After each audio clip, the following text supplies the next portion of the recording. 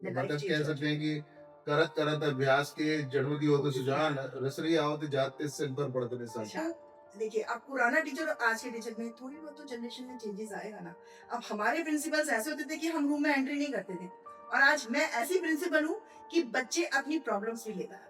मतलब रघुकुल रीत सदा चली आई, प्रिंसिपल की बात अगर नहीं माना तो फिर दुहाई है दुहाई। मतलब उन्होंने क्या शब्द बोले हमें, गूज़बम्प्स हो गए कुछ तो और आज भी हो जाते हैं जब मैं ये बात किसी को बता कुछ अमाउंट हम यहाँ के बैंकों में डिपॉज़िट कर दें और कुछ अमाउंट हमारा तुम्हारे बेटे को आगे रहना चाहिए। तुम सोचना कि तुमने इसका अमाउंट बेटे को आगे लगाया। वो देखा और उसके बाद मैंने पूरा मंथ उसको पूरी डेडिकेशन से पढ़ाया। लेकिन चैप्टर क्लोज़ नहीं हुए।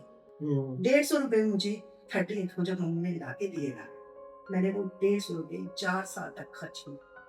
गिरते हैं सहसवार ही मैदाने जंग में, वो क्या खा गिरेंगे जो घुटनों के बल चले। तो अनुशासन से सफलता का राज क्या है ना?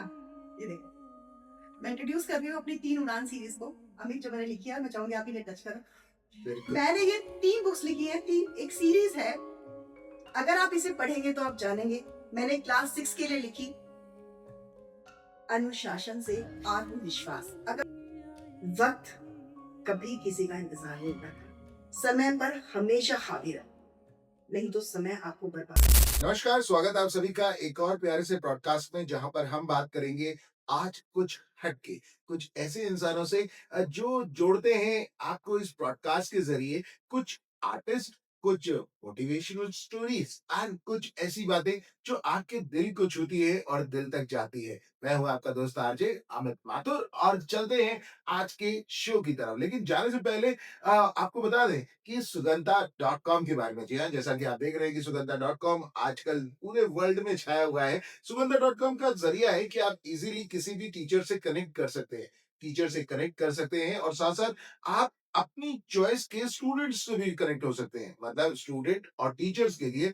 वरदान साबित होता है Sugandha dot com. Sugandha dot com जो खास आपको देता है आजादी कि आप अपनी पसंद के टीचर किसी भी विषय में पूरे वर्ल्ड में कहीं पर भी चूज कर सकते हैं। यानी कि अगर आपको फ्रांस सीखनी है तो इजीली फ्रांस टीचर्स मिलेगा आपको। कहाँ पे? सुगंधा डॉट कॉम पे। तो इसके लिए लॉग इन कीजिएगा www.sugandha.com।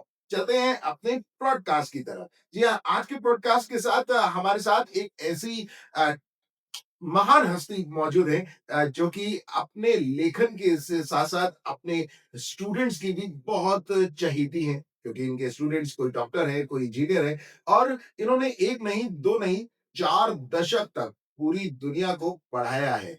और ऐसे ही टीचर्स को हम नमन करते हैं। स्वागत है मैम आपका। डॉक्टर भावना शर्मा जी इस वक्त हमारे साथ है। स्वागत है। Thank you so much. Ma'am, जब इस आपको पता चला कि आप इतने प्यारे से पॉडकास्ट में आरजे अमित माथुर के साथ आने वाले हैं, तो कैसा फील हुआ? सच सच बताऊं तो लग रहा था आज मैं ऊपर आसमान नीचे। क्या बात है, क्या अमित बात जी है! के साथ बैठना ही मेरे लिए बहुत प्राउड मोमेंट है। और जब मैं फर्स्ट टाइम आपसे मिली तो शायद एक ड्रीम उसी तब से चला होगा, वो वाइब्रेशन आज आके बैठती है। क्या बात है! मैम, जैसा मैंने आपको विषय में बताया कि आपने 4 दशक, more than 30 years. 30 years, more than. मतलब 3 दशक मान लेते हैं। तो ये जो इतना बड़ा सिलसिला आपने पढ़ाई के साथ जुड़ा रहा, हम तो जब पढ़ते थे तो हम ये सोचते थे कि भैया कब ये पीरियड खत्म हो और हम भाग जाएँ। फिर पता चलता था एक दूसरी मैडम आती थी, वो पकड़ लेती थी, "कहाँ जा रहे हो? आज हमारा भी पीरियड लेके जाओ।" तो ये आपका पढ़ाई की तरफ रुझान जो है बचपन से कैसा रहा? अब ये पता है टाइम टू टाइम चेंज होता रहता है। जब हम भी बच्चे थे तो हमारे अंदर थोड़ी शरारतें थी, थोड़ा बचपना था। बट हम जैसे-जैसे धीरे-धीरे आगे बढ़ते हैं ना, हमें पढ़ाई की वैल्यू पता चलती है। और मुझे ऐसा लगता है कि मैं क्लास 11th से बच्चों को पढ़ा रही हूँ। मैंने क्लास 11th में फर्स्ट ट्यूशन अपना स्टार्ट किया था, अपनी ही पढ़ाई के लिए और तब से आज तक ये सिलसिला चलता जा रहा है। और 20 इयर्स मैंने मोर दैन 20 इयर्स मैंने एज़ अ टीचिंग प्रोफ़ेशन में रही। उसके बाद अब मैं सीधा प्रिंसिपलशिप में आई हूँ और मैं आज भी पढ़ा रही हूँ। अमित जी आप मानेंगे कि मैं पहले बच्चों को पढ़ाती थी, आज मैं टीचर्स को पढ़ा रही क्या हूँ। आज बात! मैं उनकी ट्रेनिंग्स ले रही हूँ कि जो हमने देखा और अब वो जो देख रहे हैं, वो 2 पीढ़ी का, 2 जनरेशन का गैप है। हमारे टाइम पे पढ़ाना कुछ और होता था और आज की डेट में पढ़ाना कुछ और है। तो फीलिंग प्राउड कि पहले बच्चे पढ़ाए थे, आज मैं टीचर्स ट्रेनिंग कर रही हूँ। क्या बात! तो टीचर्स ट्रेनिंग भी ले रही हूँ। तो आपने पहली जो क्लास ली वो अपने 11th स्टैंडर्ड में ली। तो उस वक़्त जैसा कि मैं समझ पा रहा हूँ कि आपने जब वो दौर कैसा था कि पढ़ाई के लिए खुद आप इतने उत्सुक थे कि आपने ट्यूशन लेना शुरू कर दिया। क्या कारण रहे ऐसे? कभी-कभी हमें लगता है कि लर्निंग जो है ना वो हमारी लाइफ की, अगर हम पढ़ा रहे हैं तो बहुत अच्छा पढ़ पा रहे हैं। क्योंकि जब तक हम डिलीवर नहीं करेंगे, हम अपनी पॉइंट्स नहीं लिखेंगे, हम उसको डीप थ्योरी में ना पढ़ भी नहीं पाएँगे। तो पहले तो लर्निंग होती है, उसके बाद हमारी ट्रेनिंग होती है। क्लास 11th में मुझे ऐसा लगा कि अब मैंने जब साइंस साइड लिया तो मुझे ऐसा लगा कि मैं देखूँगी इसमें, अगर हम पढ़ रहे हैं तो हम पढ़ाने की भी तो एबिलिटी रखते हैं ना।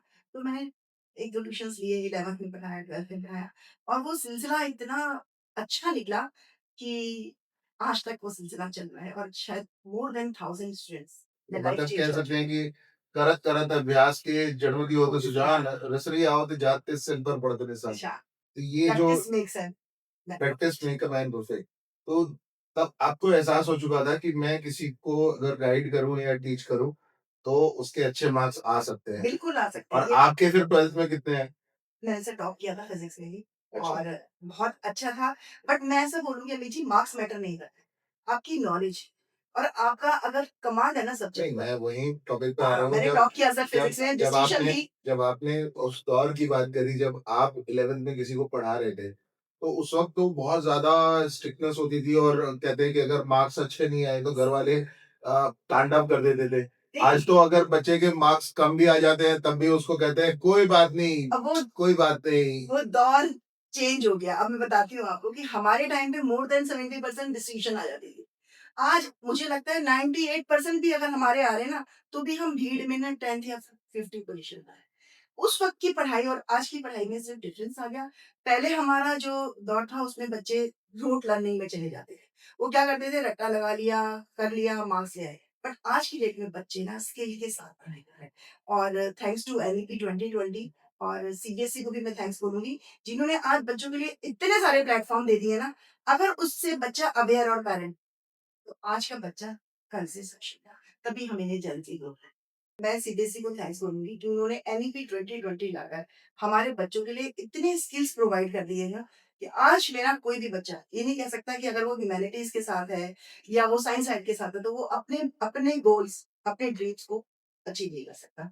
तो थैंक्स टू सीबीएसई, एनईपी 2020 के लिए, जहाँ आज टीचर भी कम्फर्ट में पढ़ा रहे हैं और बच्चे भी कम्फर्ट में पढ़ रहे हैं और जब टीचर और स्टूडेंट कम्फर्ट में है, तो कहीं न कहीं पेरेंट भी होता है। तो मुझे लगता है कि आज की पढ़ाई बहुत ईज़ी हो गई है, बट तरीका और ट्रेनिंग की नीड है। लेकिन इसके साथ-साथ टीचर्स पे काफ़ी बोझ भी आ गया है। नहीं सर, कोई बोझ नहीं है। श्योर। बिल्कुल, definitely I will prove it. कोई बोझ नहीं है। पहले क्या था, अगर आपने नालंदा, हमारी जो आईक्यू सिस्टम था, इंडियन नॉलेज सिस्टम, जो हमारा जैसे नालंदा विश्वविद्यालय आपने सुना हो, तक्षशिला सुना हो, जो हमारा इंडियन कल्चर आ रहा है, वो सब एनईपी से चेंज हुआ है, एक मॉडर्न में कन्वर्ट हुआ है। पहले टीचर क्या करते थे, बच्चों को बिठाते थे और लेक्चर देते थे। वो हमारी पेडागोजी थी, लेक्चर मेथड। आज की डेट में बच्चों के अंदर क्यूरियोसिटी आ गई है। आज हम पढ़ाते हैं बच्चों को चाइल्ड सेंटर्ड पेडागोजी के साथ। अगर आज मेरे बच्चे को जानना है कि ये कहाँ से आया, तो टीचर को उस बच्चे की क्यूरियोसिटी को खत्म करना है और उस पॉइंट के साथ उसको आंसर करना है। पहले क्या होता था, टीचर आता था, लेक्चर देता था, बच्चे लिसनर होते थे, ऑडियंस होते थे, सुनते थे और कुछ हुआ, रोte लर्निंग से जाते थे। मतलब आज अगर तितली भी दिखानी है तो बाहर ग्राउंड में ले जाके बिल्कुल, दिखानी है। डेफ़िनेटली। और आज की डेट में जितने अमित जितने स्किल आए हैं ना, अगर टीचर अपने स्किल्स को एक जगह नोट भी कर लेती है ना और हुँ, उनका इम्प्लीमेंटेशन अपनी क्लासरूम में करती है, हुँ। तो मैं आपको बताऊँ 90% डॉक्टर तो मेरी क्लास में वैसे ही बन जाएगा। आज की डेट में प्रोजेक्ट बेस्ड लर्निंग आ चुकी है, एक्सपीरियंशियल लर्निंग आ चुकी है। आज की डेट में इतने स्किल आ चुके हैं ना, अब मैं आपको अभी जो मैं आपसे आईसीएस का डिस्कस कर रही थी, मैं कल ही इसकी एक वर्कशॉप, एक ट्रेनिंग देकर आई हूँ। पहले क्या था, हमारे यहाँ पर जितनी भी हमारी जो इंडियन नॉलेज सिस्टम था, जो हमारा कल्चर था, वो वापस से आ गया। पहले मेडिटेशंस होते थे, आज हमारे एनईपी ने योगा क्लासेस दे दी। कौशल बोध का 9th में इंट्रोडक्शन हुआ है। आप कौशल बोध में अगर आप उसे पढ़े, मैं अपने स्कूल में मैंने अपने टीचर को ट्रेनिंग दी है कौशल बोध की। मैंने बताया कि किस तरह से आपको बच्चों को ये स्किल्स डेवलप करनी है। अगर आप अमित, आप खुद ही सोचो, आप इतना अच्छा बोल रहे हैं, कहाँ से आया ये स्किल? अभी गॉड गिफ्ट तो मत भूलिएगा, क्योंकि आपने इस पे वर्क किया है ना। गॉड ने आपको थोड़ा-सा दिया, बट आपने इस पे वर्क किया। तो अगर टीचर को देखिए, अब पुराना टीचर और आज के टीचर में थोड़ी बहुत तो जनरेशन में चेंजेस आएगा ना। अब हमारे प्रिंसिपल्स ऐसे होते थे कि हम रूम में एंट्री नहीं करते थे और आज मैं ऐसी प्रिंसिपल हूँ कि बच्चे अपनी प्रॉब्लम्स भी लेकर आते हैं। वो बाहर स्लिप देते हैं मेरी उसको या उनको कि मैम से हमें इसका मैं काउंसलिंग देती हूँ उनको क्योंकि जब तक हम नहीं एक-दूसरे के साथ अटैच कर पाएँगे, ना तो मैं आपकी प्रॉब्लम समझ पाऊँगी और ना मैं आपको सॉल्यूशन दे पाऊँगी। तो पहला प्रिंसिपल और आपके प्रिंसिपल्स में बहुत डिफरेंस है और मैं तो इस टाइप की प्रिंसिपल हूँ कि एक दिन मंथ में टीचर्स, स्टाफ, स्टूडेंट्स जो भी क्वेरीज हैं, कोई पर्सनल प्रॉब्लम्स हैं, आओ और मुझसे सॉल्यूशन लेके जाओ। मेरे रूम में एक मैजिक बॉक्स है जो सबके सॉल्यूशन देता है। बट बर्डन के साथ, स्ट्रेस के साथ मेरे बच्चों के क्लासरूम में नहीं जाना। आपको फ्री होके पढ़ाना है, कंफर्ट होके पढ़ाना है और एक बात और मैं लास्ट में बोल रही हूँ कि हमें अपनी क्लासरूम के 3 स्टेट्स जो हमारे बच्चों के होते हैं, एवरेज, बिलो एवरेज और एक्सीलेंट। हमें तीनों कवर करना है। एक्सीलेंट बच्चा अपने आप कर जाएगा। एवरेज बच्चा थोड़ा-सा पेरेंट्स पुश करते हैं, टीचर पुश करते हैं, फ्रेंड्स पुश करते हैं। और जो बिलो एवरेज बच्चा है उस बच्चे के लिए थोड़ा-सा कंसर्न टीचर को करना पड़ता है, जो हमारे टाइम पे बैक बेंचर्स हुआ करते थे। मेरी डिक्शनरी में आज वो बिलो एवरेज है। मेरी डिक्शनरी में कोई नेगेटिव वर्ड नहीं है, लड्डू गोपाल ने सारे पॉजिटिव वर्ड दिए हैं। तो मैं अपने टीचर्स को डेली बोलती हूँ, बैक बेंचर्स नहीं है, आपके अपने बच्चे थोड़ा-सा बिलो एवरेज है। क्यों? क्योंकि उनका जो बेस है, जो उनका फाउंडेशन है, वो कहीं से छूट गया है। तो हमें उसको क्या करना है? स्टिच करना है। एक ब्रिज कोर्स उनको अप्लाई करना है, जो मैं पिछले 2 साल से इसका करता रही हूँ। 2 ईयर्स हो चुके हैं मुझे ब्रिज कोर्स को लेकर। तो आई एम हैप्पी कि सब कुछ चेंज हो रहा है और वी हैव टू एक बच्चे की जो नींव डलती है वो शुरू से ही कहते हैं कि पेरेंट्स का बहुत बड़ा हाथ होता है। हाँ, होता है। लेकिन जब टीचर्स उसको मॉडिफाई करता है या एक कहते हैं कि उसे आ, मिट्टी को अपने तरीके शेप से देता है। शेप देता है, हुँ, तो उसमें एज अ प्रिंसिपल हुँ, आपका क्या रोल होता है? क्योंकि हर टीचर का अपना अपना तरीका होता है और हर टीचर चाहता है कि मैं अपने तरीके से करूं। क्या टीचर और प्रिंसिपल के बीच में जो एक रिलेशंस बनता है, हुँ, हुँ। तो वो कहीं ऐसा तो नहीं लगता कि कुछ चीजें अपने मन की आप टीचर्स को ना करने दें कि प्रिंसिपल ने कहा है तो होना ही होना चाहिए, प्रिंसिपल ने बोला है तो ऐसा होगा, प्रिंसिपल ने बोला है तो ये होता है। मतलब रघुकुल रीत सदा चली आई, प्रिंसिपल की बात अगर नहीं माना तो फिर दुहाई है दुहाई। नहीं, कोई दुहाई नहीं है। मेरा एटमॉस्फेयर बहुत पॉजिटिव है और मैं रूल नहीं करती। मैं किसी का रूल नहीं करती। मैं एक रूल बनाती हूँ जिसको हम सब फॉलो करते हैं, including me and my staff और मेरे स्टूडेंट्स। रूल करने का मीनिंग है कि हम उनके ऊपर वो चीज़ें थोप रहे हैं जो वो नहीं करना चाहते। हम उनको बर्डन दे रहे हैं और जहाँ बर्डन होता है ना, वहाँ हमें 100% नहीं आता। मुझे अगर इनपुट देनी है तो मुझे आउटपुट भी चाहिए। तो मैं 200 इनपुट देती हूँ और 100 आउटपुट तो ले लेती हूँ। तो मुझे नहीं लगता कि हमें रूल करके वो कहते हैं ना रघुकुल रीच अदा चले जो आप बोल रहे हैं, दुहाई नहीं होती, टच वुड मैं उनके लिए एक मेंटल बॉक्स नहीं ऐसा नहीं है अमित जी, हमारे यहाँ पर एक बहुत पॉजिटिव एटमॉस्फेयर है और मुझे ऐसा लगता है कि मैं रूल नहीं करती हूँ, मैं एक रूल बनाती हूँ जिसको सब कॉपी करते हैं और हम सब मिलके उस पे वर्क करते हैं। टीचर्स को प्रॉब्लम्स आती हैं, ऐसा नहीं है कि नहीं आती हैं कभी बच्चों से, कभी पेरेंट्स से, कभी किसी से, बट हम मिलकर उसको सॉर्ट आउट करते हैं। लेकिन पेरेंट्स मीटिंग भी होती होगी definitely Saturday, every second Saturday, every second every Saturday. Second Saturday. तो टीचर्स पे अब वो बर्डन नहीं आ गया? पहले तो ऐसा नहीं होता नहीं, था। नहीं, आप इसे बर्डन मत समझिए। हुँ, अगर मैं आपसे बोलूँ कि हम अपने बेबी को फीड करा रहे हैं, हम उसे खाना दे रहे हैं, तो क्या आप उसकी मेडिकल टेस्ट नहीं देखेंगे कि he is able to see anything या वो हर चीज़ को अच्छे से अडॉप्ट कर पा रहा है, कोई अगर हमारा वेदर चेंज हो रहा है तो उसे कोई प्रॉब्लम्स नहीं आ रही है। पीटीएम तो बहुत बहुत इम्पोर्टेंट एक सेशन है जो हमारे पेरेंट्स को कनेक्ट करता है टीचर से। हो सकता है कि बच्चा हमें कुछ कन्वे ना कर पा रहा हो, पीटीएम में कम से कम पेरेंट्स के थ्रू हमें उसका एक फीडबैक तो मिलता है नहीं कि घर में हाँ वो मैम खुद काम करता है या वो मैम इस वक्त को नहीं अवॉइड करना चाहता है, उसको आपसे मैम थोड़ा सा कंफर्ट नहीं आ रहा है। तो so many things are there. तो आई थिंक पीटीएम मैंडेटरी होना चाहिए और मैं तो एवरी सेकंड सैटरडे स्कूल में कराती हूँ।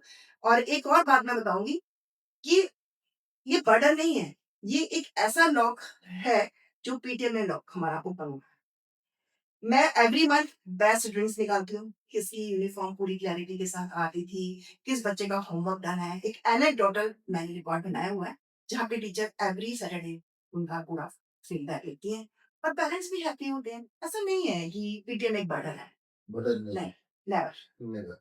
सो नाउ अब बात आती है कि जब आप अपने 30 साल का एक्सपीरियंस किसी नए टीचर्स के साथ शेयर करते हैं, हुँ, तो कौन-कौन सी बातें ऐसी होती है क्योंकि देखिए जब टीचर्स मेल और फीमेल हाँ, तो उसको हैंडल करना थोड़ा डिफरेंट हो जाता है क्योंकि मेल टीचर्स हमेशा ये चाहते हैं कि प्रिंसिपल से बात करके नहीं, नहीं, नहीं मेरी बात ऊपर होनी चाहिए। उसके अंदर एक मैं ईगो, मैं मर्द ईगो, हूँ, मैं मर्द हूँ, मेरी बात एक लेडी प्रिंसिपल कैसे नहीं मानेगी? खास तौर पे जो स्पोर्ट्स टीचर्स होते हैं, हाँ, उनके अंदर ईगो ईगो क्या मतलब वो पर्सनैलिटी कुछ ऐसी होती मैं है। हूँ, मैं ही मैं हूँ। हुँ, ये जो मैं मर्द का अगर एक प्रिंसिपल मैम के आगे जाता है, तो वो उसे कैसे क्लैश करती है? बहुत अच्छा क्वेश्चन है और इसका आंसर भी मैं बहुत अच्छे तरीके से देती हूँ। First of all teacher is a teacher, whether is it he is a male और शी इज़ अ फीमेल। मेरी नज़र में गुरु, गुरु है। अब वो चाहे द्रोणाचार्य हो, चाहे वो हमारी शकुंतला देवी हो जिन्होंने मैथ्स के इतने सारे क्वेश्चंस किए। गुरु, गुरु है। पहली बात तो बच्चे के माइंड में ये होना चाहिए कि हम जिससे ज्ञान ले रहे हैं, चाहे वो पीटीआई है, चाहे वो योगा टीचर है, चाहे वो आपका क्वेश्चन बोध का टीचर है, चाहे वो आपको इंग्लिश, हिंदी, मैथ्स कुछ भी पढ़ा रहा है। फर्स्ट ऑफ ऑल उसके पास एक इमेज होनी चाहिए कि मेरा गुरु है, मेरा टीचर है जिससे मुझे मिल रहा है। अब बात आती है कि वो मेल है तो उसमें ईगो आ रही है या फीमेल है तो वो नॉर्मल है। ऐसा लगता है मुझे कि अगर हम हैंडल कर पाते हैं हर सिचुएशन को। अब मेरे पास आते हैं बेटे, कई बार होता है कि मैम ऐसे नहीं होगा, ऐसे होगा। मैं बोली ठीक है बेटा, मेरा जो सबसे प्यारा वर्ड है वो बेटा है। ठीक है बेटा, आप मुझे बताओ इसको हम कैसे इम्प्लीमेंट करेंगे? और फिर हम एक पूरा ड्राफ्ट बनाते हैं। ये मेरे तरीके से चलेगा, ये आपके तरीके से। आप दोनों इम्प्लीमेंट करके देखो। जहाँ आउटपुट हमें 200 आती है, हम उससे चले जाते हैं। तो कई बार सिचुएशन को हैंडल करना भी प्रिंसिपल का एक बहुत बड़ा टास्क होता है। मैंने कहा ना, इतने सारे हमारा स्टाफ होता है, टीचर्स का, 4th ग्रेड का, स्टूडेंट्स का, बच्चे हैं। अगर हम अपने पेशेंस को छोड़ देते हैं, तो हम चीज़ें नहीं सँभाल सकते। तो एक सीट पर बैठना बहुत ज़िम्मेवारी की बात। ज़िम्मेदारी का काम है और वो ज़िम्मेदारी अगर हम हँसते हुए, सबको सँभालते हुए, वो कहते हैं ना कि लीडर हमेशा पीछे होता है, वो कीन ऑब्जर्वर होता है। वो ये देखता है कि मेरी टीम कैसे आगे बढ़ेगी और मैं एज़ ए लीडर मैंने कभी आगे की सीट चाही नहीं। मैं हमेशा टीचर्स को पुश करती हूँ, आप करो, नहीं आएगा तो मैं हूँ ना। और रियली बिलीव करो मेरी बात का कि मेरे जब रूम में एंट्री होती है ना, इतने से इतनी बड़ी परेशानी आ जाए। वो बस यही कहते हैं मैम से हमें मोटिवेशन। एक तो I am a motivational tool मैं उन सबको इतना मोटिवेशन देती हूँ और छोटी-छोटी चीज़ों को एप्रिशिएट करती हूँ। तो मेरा एक छोटा-सा कंसर्न है कि एक एप्रिशिएशन तुम कर सकते हो, तुम कर सकते हो मुर्दे में जान डाल सकते हो। तो अगर हम किसी को कह रहे हैं ना आप कर सकते हो, अपने पोटेंशियल को जानो, अपने जैसे कहते हैं ना ब्लड के अंदर वो बर्निंग एंथुसियाज्म लेके आओ। हुँ, yes I will do, you can win, you can win. चीज़ों को करने के तरीके ढूँढो। चीज़ों को आसान करना मुश्किल है, बट उनको करने के तरीके ढूँढो। तो मेरा एक एप्रिशिएशन टूल ऐसा है, जो वाक़ई में मुझको पहचाना है। कि जो मुर्दों में जान डालने वाली बात आपने बोली, कभी ऐसा प्रतीत होता है आपको कि जब हम उन बातों को कहना और करना होता है। हर एक इंसान के बस की नहीं है। हाँ, सब बिल्कुल। अपनी-अपनी कैपेबिलिटी पे अपने-अपने जज़्बे के अकॉर्डिंगली कम सोचते हैं, कुछ ज़्यादा सोचते हैं। ये काउंसलिंग जब वर्ड आता है हुँ, यानी कि हुँ, किसी को एक मध्यस्थता की तरह किसी चीज़ को समझाना हुँ। कि boss you have a power, you can do it. So कितना मुश्किल काम होता है। अपने जज़्बातों को छोड़ के दूसरे के जज़्बातों को समझना और उस तरह जी के 5-10 मिनट के लिए उस स्थिति में जाके खुद उस चीज़ को सहन करना और तब उसको उसका आंसर देना। एक तरह से किसी की रूह में घुस के उसको समझ के अपने अंदर लेकर आना कितना मुश्किल काम होता है। अमित मैंने मोर देन 30 इयर्स बच्चों को पढ़ाया। आप तुम सोचो अगर मैंने 30 साल किसी बच्चों को पढ़ाया है मतलब मैं इस एजुकेशन सिस्टम में रही हूँ तो भी कितने पेरेंट्स से मिली हूँ, कितने डेफिनिटली। गार्जियन से मिली होंगी। तो मेरी पब्लिक डीलिंग इतनी स्ट्रॉन्ग रही है मतलब बाय लड्डू गोपाल कि उनकी ब्लेसिंग्स ऐसे रही हैं कि मुझे लगता है कि मैं किसी का दर्द ना महसूस कर पाती हूँ। काउंसलर बनना आसान नहीं है। बोलना और दुनिया में अब तक कितनी सबसे कोई ऐसी प्रॉब्लम जो कभी आपने फेस करी हो, जो किसी ने बताई हो और फिर आपको लगा हो कि ये दुनिया की सबसे बड़ी प्रॉब्लम? वो क्या है? दुनिया की प्रॉब्लम्स तो देखो सबकी अपने-अपने स्टैंडर्ड्स में आती हैं। किसी को 2 वक़्त की अगर रोटी नहीं मिल रही तो उसके लिए वो प्रॉब्लम है। किसी को ज़्यादा मिल रही है तो प्रॉब्लम है। तो ये प्रॉब्लम्स तो हमारी अपनी पर्सनल है कि हम अगर हम अपने आप को देख पा रहे हैं कि हम कहाँ सैटिस्फाई हैं। और मुझे लगता है सैटिस्फाई आज की डेट में कोई भी नहीं है। आप अगर बहुत रिच हैं तो भी आपके पास कोई ना कोई इश्यूज़ है। आप नहीं रिच हैं, एक लेवल पर ही रह रहे हैं, एवरेज है, तो भी आपको लगता है मेरे पास ये नहीं है। तो ये सैटिस्फैक्शन लेवल है। बट मेरी लाइफ़ में एक ऐसा इंसिडेंस है जो बहुत मतलब आप बिलीव करेंगे आज से कोई आई थिंक 90s की बात है ये शायद 89-90 की बात है और उस वक़्त मैं ट्यूशन मैंने कहा ना 11th से मैं ट्यूशन पढ़ा रही थी और शायद थोड़ी-सी मनी माइंडेड क्योंकि जब हम बच्चे होते हैं तो हमें लगता है कि पैसे आ गए हमारे पास, पैसे आ गए हमारे पास और मैं ट्यूशन्स लेती थी और मेरा मैथमेटिक्स बहुत अच्छा है। मैं आप मानोगे मैं बैठे-बैठे क्वेश्चन सॉल्व कर देती थी। किसी को पूछ लें बस कर लो, ऐसे कर दो, बस फ़ॉर्मूला बताया बच्चे कर लेते थे। तो मेरे पास एक मम्मा बाहर जाती थी कभी कहीं तो उनको एक फीमेल मिली और उन्होंने मम्मी से कहा, "भावना का बहुत नाम सुना है मैथ्स में, तो बिलो एवरेज बच्चा आ जाए मैथ्स एक बार वो एक क्वेश्चन करा देगी ना वो बच्चा, तब वाक़ई में कुछ था ऐसा कि सिर्फ़ पता है क्या करना होता था? उस बच्चे को वो प्रैक्टिस करानी होती थी जहाँ पे वो लैग कर रहा है, बाकी कुछ नहीं है। अगर आप बहुत अच्छा गाते हैं, बोलते हैं, आप कहाँ प्रैक्टिस करोगे? जो रिदम से रिदम को मिलाते हैं। आप सा रे गा मा पा धा नी सा। एक भी सुर हटेगा तो वहाँ पे सारा सुर खराब होगा ना। सेम बच्चों के साथ होता है। अगर एक चीज़ उसको नहीं आई तो वो जोड़ नहीं पाता चीज़ों को। सही है। तो मैंने उस बच्चे मम्मी ने बोला मुझे नहीं हाँ, उसने बोला मम्मा को कि आपकी बेटी का बहुत नाम सुना है, अगर मेरे दानिश को पढ़ा दें। आप समझते हैं बेटी अगर आप मेरे आपकी बेटी दानिश को पढ़ा दे तो मैं आपकी शुक्रगुज़ार रहूँगी। She used Urdu words.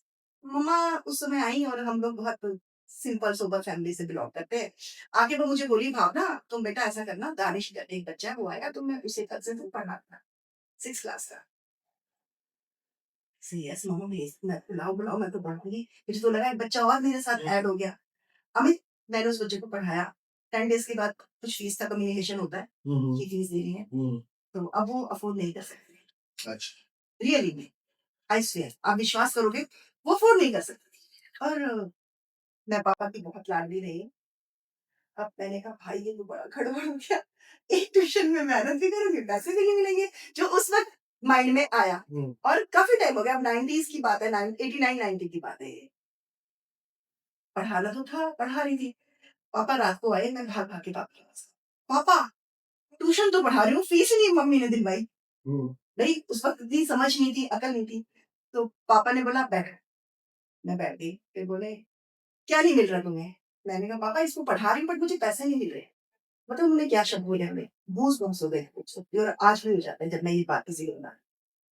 कुछ अमाउंट हम यहाँ के बैंकों में डिपॉज़िट कर दें और कुछ अमाउंट हमारा तुम्हारे बेटे को आगे जाना है। तुम सोचना कि तुमने इसका अमाउंट बेटे को आगे लगाया। वो दिन था और उसके बाद मैंने पूरा मंथ उसको पूरी डेडिकेशन से पढ़ाया। लेकिन चैप्टर क्लोज़ नहीं हुए। अगर मैंने किसी के साथ अच्छा करने का सोचा, तो वो कहते हैं ना कि आपके साथ भी अच्छा ही होगा। That's means Karma. 30 तारीख को उसकी मम्मा 150 रुपीज़ देती हैं मम्मी को हुँ। और क्या वर्ड्स थे इसके आप सुनना। मम्मी से बोली, "हमारे अल्लाह ताला ने इस 150 रुपए की बरकत आपकी बेटी के लिए" मतलब मैं अपने घर से 150 रुपए बचा पा रही हूँ। अगर वो चाहती तो वो नहीं देती क्योंकि डील तो हो चुकी थी कि मैं फ्री पढ़ाऊँगी। हुँ। 150 रुपए मुझे 30th को जब मम्मी ने ला के दिए ना, मैंने वो 150 रुपए 4 साल तक खर्च किए। कि मम्मी ये तो मतलब कितनी ऑनेस्ट पर्सनैलिटी है। उसके बाद अमित वो 150 रुपए का सिलसिला नहीं रहा। कभी 200 कभी 100 अल्लाह ताला की जो बरकत होगी ना, वो इस बच्चे के नाम है। वो हमें बेटे को तालीम दे रही। तो वो दिन और आज का दिन मुझे ऐसा लगता है कि कभी-कभी ना सौदेबाज़ी ज़रूरी है। सही बात। कभी-कभी देना बहुत बड़ी बात होती है। अगर ईश्वर हमें ऐसे रख रहा है ना, तो बस इतना ही आएगा और अगर हम ऐसे हैं ना, तो ना जाने कहाँ-कहाँ तक जाएगा। बात हुई थी तो अभी होगा। जैसे आपने कहा कि कम्युनिटी बेसिस पे हाँ। आपने बात कर ली इस टॉपिक पे हुँ, कि अच्छे लोग, बुरे लोग, हिंदू, मुस्लिम, सिख, ईसाई, हुँ। अच्छा कौन, बुरा कौन, कर्मा कौन और कर्मा कब आपको रिजल्ट अच्छा देते? What do you think about it? बताती हूँ, जिसकी नीयत साफ, जिसकी नेक दिली हो, जिसकी बरकत हो उसके विचारों की, वो इंसान अच्छा है, तो चाहे वो कोई भी हो। कौन-सा धर्म ऐसा है जो विचारों के हिसाब से आपके हिसाब से गलत देता है? नहीं, मैंने सारे किसी को धर्म गलत नहीं बोला, सारे मैंने ही कुछ अच्छा नहीं देते पढ़ा। हैं, सारे ही अच्छे देते हैं। अब्दुल कलाम साहब कलाम को जी को देखो, अगर वो नहीं होते, तो आज चंद्रयान नहीं होता सर, आज चंद्रयान नहीं होती। बिस्मिल्लाह जी को देखिए ना, आज सूर्य नहीं होता।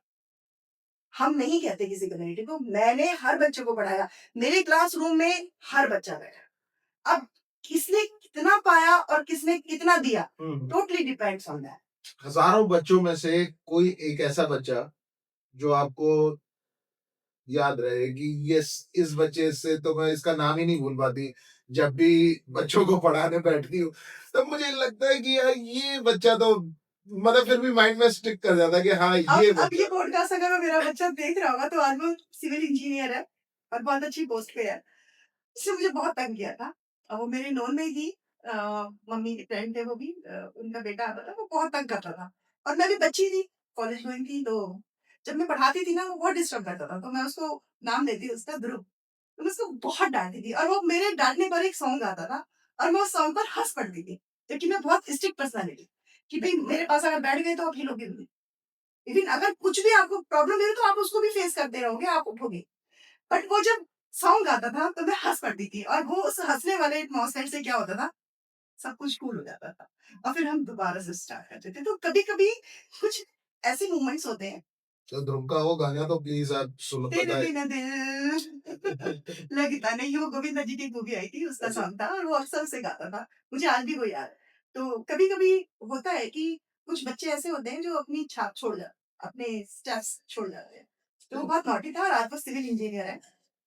सिविल ही है शायद। ध्रुव, तुम सिविल इंजीनियर ही हो ना? जो सुनो तो बताना मुझे। कमेंट इंजीनियर है, करके बता देना, कमेंट कोई करके टेंशन नहीं बताना और है। मैं रियली में बोलूँगी उसको कि मेरा बेस्ट स्टूडेंट था और 2 ब्रदर हैं, दोनों इंजीनियर हैं और बहुत अच्छी उसपे कर रहा है, मैरिड है, अब तो बेटी है शायद उसके। तो फेसबुक से उसने मुझे ढूँढ लिया। अच्छा, फ़ेसबुक पे, इंस्टा पे और लिंक्डइन। और बहुत सारी ऐसी साइट्स हैं जहाँ पर आप इज़िली अवेलेबल हैं।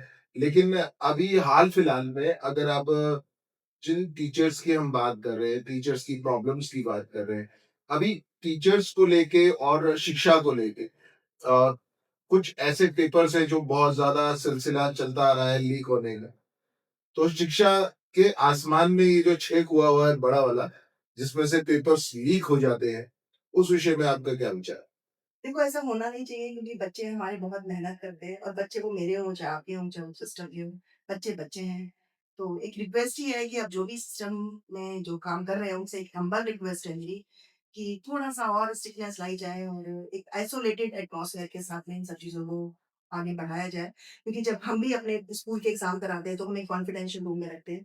तो कुछ ऐसा प्लान वो लोग करें जिससे कि हमारे बच्चे सफ़र ना करें और जो सपने लेकर वो निकले हैं, उनके सपने साकार हों। क्योंकि एक राष्ट्र का, जिसे कहते हैं, गौरव हमारा युवा बच्चा है। लेकिन मैम तो मेरा सवाल वहीं का वहीं है कि हर सरकार को ये पता चल जाता है कि अपोज़िशन के पास पैसा कहाँ से आ रहा है। हर सरकार को ये भी पता चल जाता है कि सिस्टम में कहाँ से गलती हो रही है। ये चीज़ हर बार सरकार ये दावा करती है कि उन्हें पता चल जाता है। लेकिन सिस्टम में आतंकवादियों को पैसा कहाँ से आ रहा है, इतना ज़्यादा आतंकवादी हमले होते हैं इलेक्शन से पहले, हर इलेक्शन से पहले एक हमला हो जाता है। इंडिया के अंदर आपको पता ही है कि 40 जवानों की शहीद हुए थे, इसी सरकार के दौरान हुए। तो ये इतनी सारी चीज़ों के बारे में लोगों को पता चल जाता है सरकार को, लेकिन पेपर कैसे लीक हुआ, कौन उसके पीछे ज़िम्मेवार है? आपके हिसाब से क्या वही लोग ज़िम्मेवार हैं जो शिक्षा मंत्रालय में बैठे हैं या फिर आम जनता भी इसके लिए ज़िम्मेवार है? सर, अब ये देखिए, ये उनका मैटर है। मैं तो शिक्षा देने वालों में से, जो मुझे मिला मैं वो बाँट रही। अब ये उनका सिस्टम है, मुझे भी नहीं पता कि किस तरह मैम से उसी वो लोग। सिस्टम का आप भी हिस्सा मैं हैं। हिस्सा हूँ, बट मैं सिर्फ़ शिक्षा देने की उसपे हूँ। मैं ना तो एसएससी के एग्ज़ाम्स बनाती हूँ, ना मैं नीट का एग्ज़ाम बनाती हूँ। मैं सिर्फ़ नीट तक पहुँचाने के रास्ते बच्चों को देती हूँ। तो ये हमारी जो भी इनसे जुड़े हुए लोग हैं, और मुझे नहीं लगता कि ये सब चीज़ें जानबूझ के होती होंगी या कुछ भी है। कुछ ना कुछ जो है वो ढूँढ रहे हैं, निकलेगा।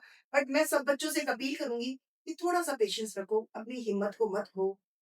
दौर खराब भी आता है और दौर अच्छा भी आता है। एक हिम्मत और हौसले को बनाए हाल रखो। फिलहाल जैसा आपने देखा कि पिछले चंद दिनों में जो घटनाएँ घट रही हैं, 20 बच्चों ने सुसाइड कर लिया।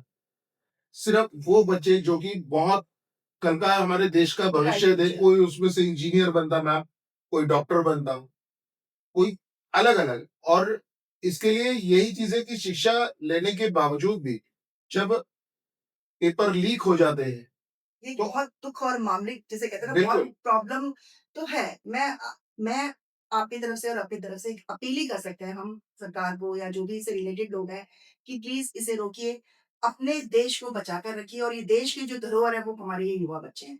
अगर ये एक पॉज़िटिव एंथुसियाज़्म में आगे बढ़ेंगे, अब जो देखो हो रहा है उसको हम अभी तो हम उसमें इन्वॉल्व नहीं हो सकते, बट हाँ, हम एक अपील कर सकते हैं। तो मैं इस पॉडकास्ट के ज़रिए आपकी अपनी तरफ से एक अपील कर सकती हूँ कि प्लीज़ थोड़ा-सा इन बच्चों को इस तरह के मौके ना दिए जाएँ कि ये अपनी लाइफ़ को स्पॉइल करें, एक फैमिली को स्पॉइल करें और एक पॉज़िटिव वे के साथ इनके रास्ते निकलें, तो होप आगे से ऐसा ना हो। भावना जी सबसे अच्छी बात जैसा आपने बताई कि हमें अपने स्टूडेंट्स को बहुत ज़्यादा नई चीज़ों की तरफ भी इनवाइट करना चाहिए। जैसे जो आपके फादर ने आपको सबसे ज़्यादा प्रभावित किया, मैं समझ सकता हूँ। बिल्कुल। तो आप सही में जब अपने पापा की कुछ बातें और भी शेयर कर सकते हैं इस हाँ। पॉडकास्ट में हुँ, कि कौन-सी ऐसी बात थी जो आप मम्मा से और पापा से ज़्यादा अट्रैक्ट रहा था? पापा से।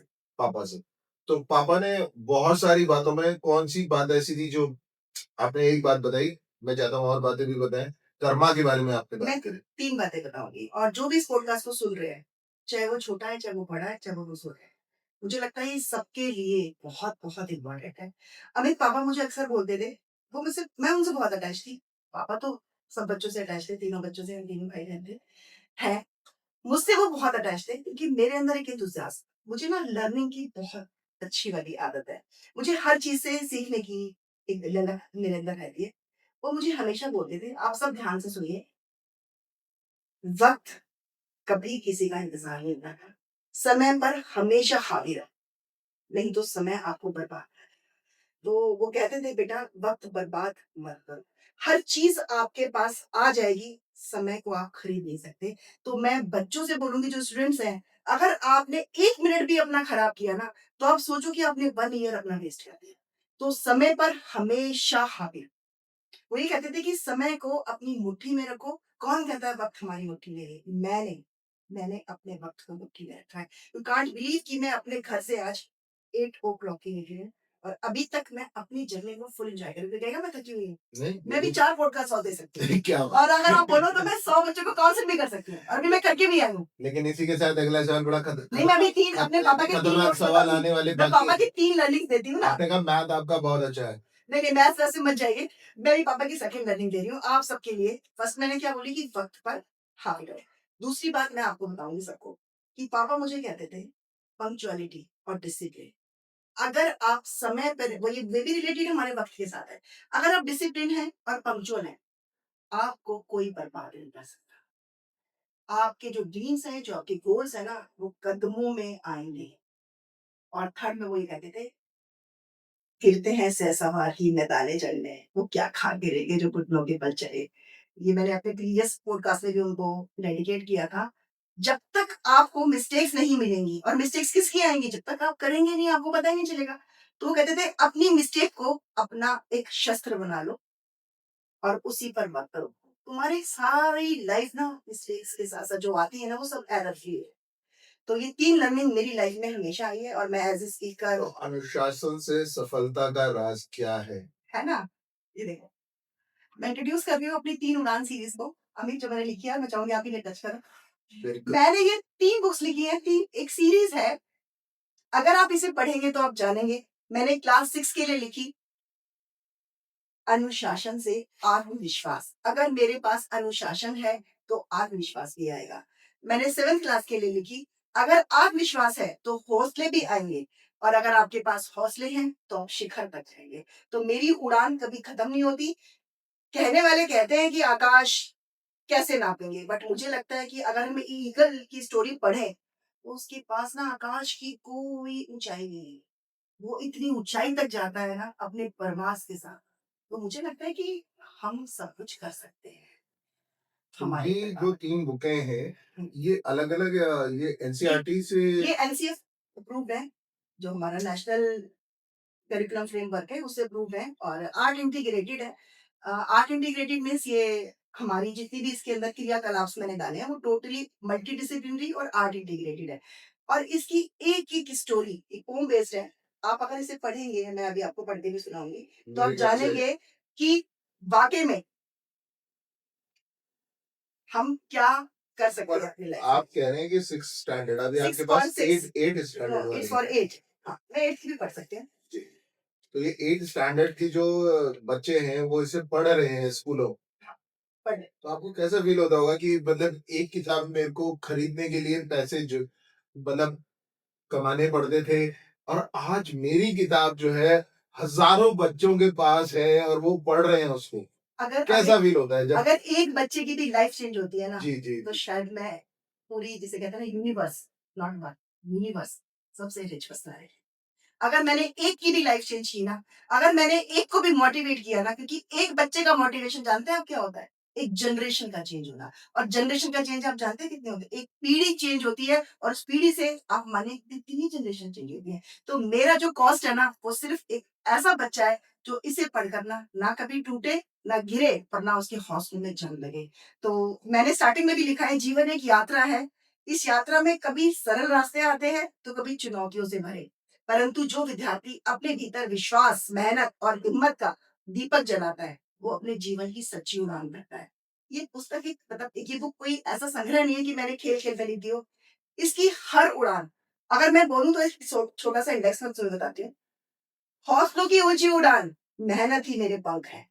आत्मविश्वास की उड़ान असंभव को संभव बनाती है। मेहनत का परिंदा जिसकी उड़ान कभी रुकती नहीं है। विश्वास की सीढ़ियां उगता सूरज उगाती है। आकाश की बुलंदी तक लेके जाती है और कोशिश की उड़ान मंजिल मेरी प्रतीक्षा करती है। छोटा दीपक बहुत बड़ी रोशनी देता है। आप एक डार्क रूम में एक इतना सा भी लैंप आप जलाते हैं ना, तो आप उस अंधकार को चीर देते हैं। और फिर जो गिरकर उठता है, वो अपनी उड़ान को हासिल करता है। मगर इन सबके साथ उसको कौन सफल बनाता है? उसका अनुशासन। और वो अनुशासन बनाता है हमारा उज्जवल भविष्य। मैंने ये पूरा इंडेक्स पढ़ा, मैंने कोई स्टोरी नहीं पढ़ी। ये पूरा इंडेक्स है जो वन बाय वन जा रहा है। अगर मेरा बच्चा एक स्टोरी भी पढ़ता है, तो वो नेचुरली सेकंड तक ज़रूर जाएगा। और मुझे ऐसा लगता है जिस अगर मैंने किसी एक की भी लाइफ चेंज की अमित, जब मन में विश्वास जगा, डर अपने आप मिट गया, जो रास्ता कठिन लगता था, अब वो सरल सा दिखने लगा। आत्मविश्वास की छोटी चिंगारी जब दिल में जल जाती है, अंधेरों भरी राह रोशनी से भर जाती है। मैंने खुद से वादा किया, रुकना मंजूर नहीं, हार अगर सामने आए तो डरना भी जरूर नहीं। गिरकर उठना सीखा है, संघर्ष से नाता जोड़ा है। हर ठोकर ने आगे बढ़ने का मुझको अवसर हो रहा है। दुनिया चाहे कुछ भी बोले, मैं खुद पर विश्वास रखूं, अपने सपनों की राहों पर साहस से कदम बढ़ाऊं। आत्मविश्वास की असली ताकत जो इंसान को ऊंचा उठाए, जिसके मन में यह बस जाए, वह आसमान को छू जाए। मेरी उड़ान अभी जारी है, इरादे मेरे महान हैं, आत्मविश्वास के पंख लगे हैं, अभी तो मेरी सीमाएँ भी हैरान हैं। तो मुझे ऐसा लगता है कि अगर इसे पढ़कर किसी के अंदर एक जुनून, एक हौसला अगर आता है, तो मुझे सब कुछ मिल गया। क्या बात है! मैम उड़ान के बाद अगर हम बात करें अग्निबनों की और जैसा कि इस पिक्चर्स में आप अगर बहुत क्लियरिटी से देख पा रहे हैं, तो मैम यहाँ कहीं आपकी वो 2 बिंदियाँ जो हैं, वो यहाँ पर हैं। कुछ 2 आइज़ हैं कान्हा की और मोर मोर पंख है। पंख। और अगर आप इस बुक को ध्यान से देखें, तो कहीं न कहीं आपसे बहुत रूबरू हो रही है क्योंकि नीचे आप ही का नाम है। मैंने आप ही लिखी ने है, लिखी है। मैंने तो जो कवर पेज की स्टोरी क्या है? क्या बयाँ करती है? मोर देन 3 मंथ्स, 3 महीने से ज़्यादा लगे इस कवर पेज को बनाने में। क्योंकि मुझे ऐसा लगता है कि अगर मैंने बुक छोड़ दी, तो भी पता चल जाएगा ये भावना है, जो मुझसे मिले हुए हैं।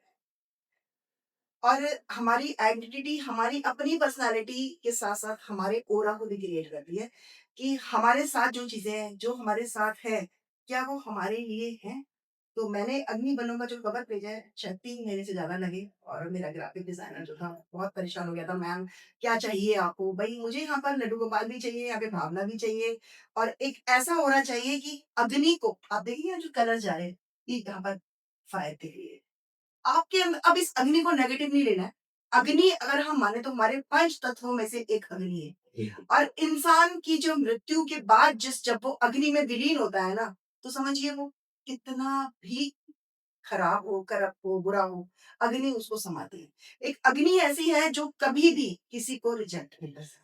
उसके पास जो भी आता है ना, वो उसे उसने वो ले आपके लेती है। सारे पेन, सब दर्द दर्द तो नहीं होते हैं। अब देखिए दर्द का भी अलग-अलग नज़रिया है। जी, मेरा कहना ये है कि आपने चाहे कितने भी कैसे भी कर्म किए हों, जी। आपने अपनी लाइफ़ को कैसे भी जिया हो, पर जब अंत में आप जाते हैं उस सफ़ेद कपड़े के साथ, अग्नि आपको अपने में समा लेती है। तो ये अग्नि का जो मेरा जो कहना है कि एक पाक और पवित्र हमारा एक तत्व है और हमारे अंदर अग्नि किस तरह से आनी चाहिए।